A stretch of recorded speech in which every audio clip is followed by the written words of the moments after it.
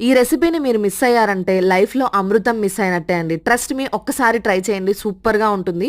కుక్కర్‌లో కొద్దిగా ఆయిల్, ఒక టేబుల్ స్పూన్ ఘీ వేసుకొని వేడయ్యాక కొద్దిగా ఆవాలు, జీలకర్ర, కరివేపాకు, ఎండుమిర్చి, 7, 8 వెల్లుల్లి రెబ్బలు అలాగే ఒక చిన్న సైజ్ ఆనియన్ ముక్కలు కూడా వేసుకొని ఫ్రై అయ్యాక ఒక పెద్ద సైజ్ టమోటా ముక్కలు కూడా వేసుకొని ఫ్రై చేసుకొని ఒక టీ స్పూన్ పసుపు, ఒక టీ స్పూన్ కారం, ఒక పెద్ద టేబుల్ స్పూన్ రసం ఆర్ సాంబార్ పొడి మీ రుచికి తగ్గ ఉప్పు వేసుకొని మొత్తం అంతా మిక్స్ చేసుకోండి. ఒక పెద్ద గ్లాస్‌లో 70% రైస్, 30% కందిపప్పు వేసుకొని శుభ్రంగా వాష్ చేసుకొని కుక్కర్‌లో వేసుకొని ఒక 30 సెకండ్స్ మొత్తం మిక్స్ చేసుకొని ఫ్రై చేసుకోండి.